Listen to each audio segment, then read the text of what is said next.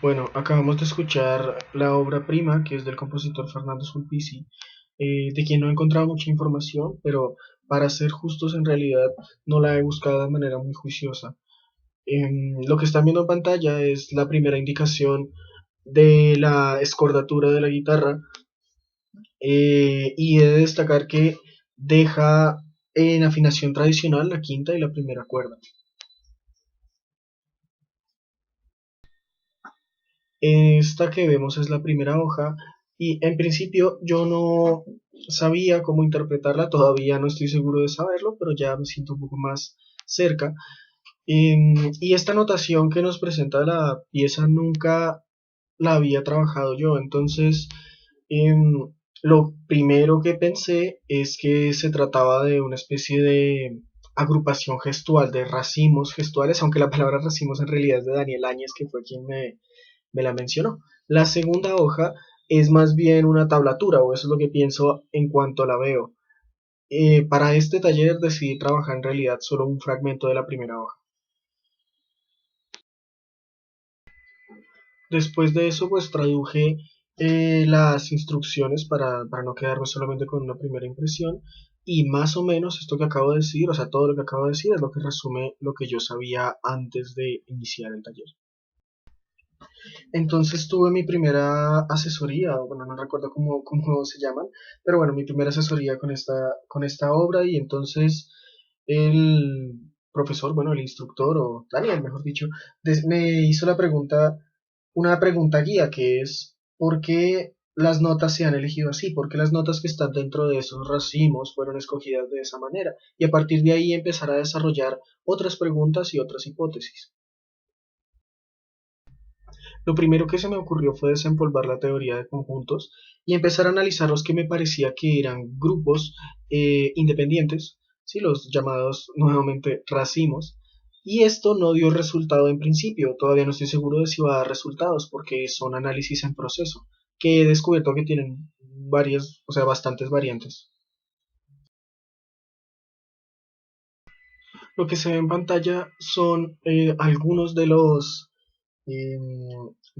de las operaciones que hice para poder encontrar el orden normal y óptimo orden normal y todo esto, que como ya dije no me dieron resultados prácticos para comprender a la obra, pero sí me hicieron pensar en otra posibilidad, que era no pensar en alturas, sino pensar en clases nominales. Tal vez eran agrupaciones de clases nominales con otra lógica que no tuviera que ver con la teoría de conjuntos.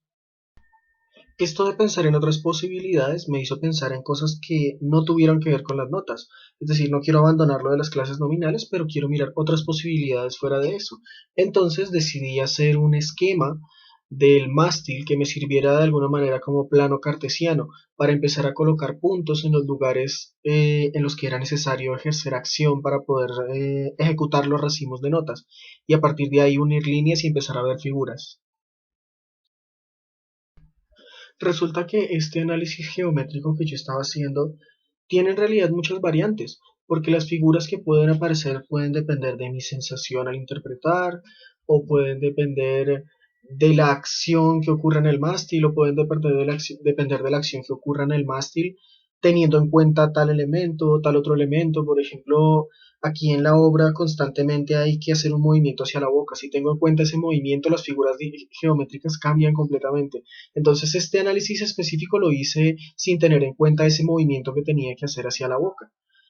Y si bien creo que puede no estar relacionado con las motivaciones que tenía el compositor para colocar las notas en esos racimos de la manera en la que lo hace, sí pienso que me permitió apropiar la obra de otra manera, entenderla de otra manera y empezar a establecer nuevas relaciones. Una de esas cosas que se me ocurrió después de haber hecho este análisis fue clasificar los gestos dependiendo de su complejidad aparente.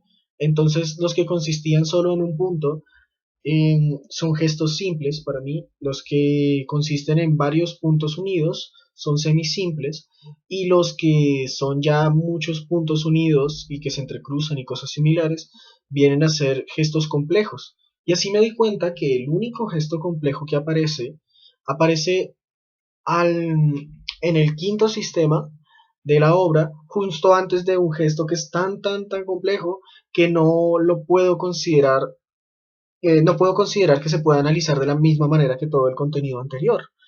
Entonces, eso me lleva a separar la obra en cuestión formal, a pensar que es forma A, quiero decir que las partes son A, B y C.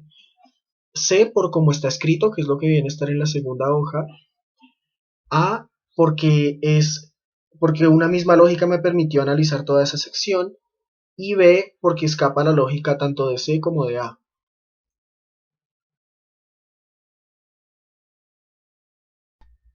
Durante el proceso fui recibiendo distintos consejos bueno, del instructor que se me asignó, em, que me parecieron muy importantes. Por ejemplo, esto de reconocer, o sea, a pesar de que yo lo había visto, siempre lo había ignorado, que, por ejemplo, las notas que decían breve, yo no las hacía breves, sino que las hacía como ad libitum, y eso pues no me permitía darle unidad a cada agrupación de notas.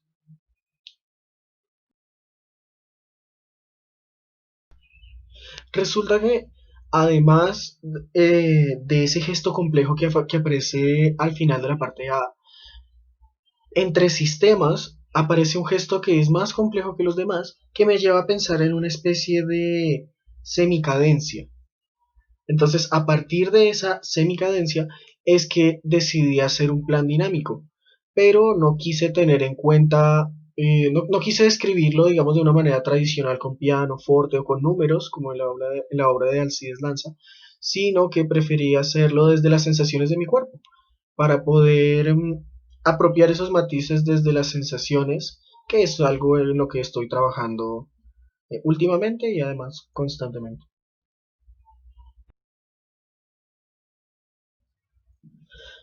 Y lo que he comentado anteriormente, todo lo que he comentado anteriormente es lo que me queda de estas jornadas de música contemporánea y varias otras cosas que me falta revisionar varias veces, ¿sí? De las exposiciones y distintos consejos. En cualquier caso, decidí tocar en este taller este primer fragmento porque sentí que me iba a dar las claves para poder tocar todo lo demás y además porque el análisis que quiero para la segunda hoja, lo quiero un poco más para mí, si se puede, si es que lo puedo decir de esa manera. Entonces, bueno, gracias por todo y no sé, nos veremos en el futuro.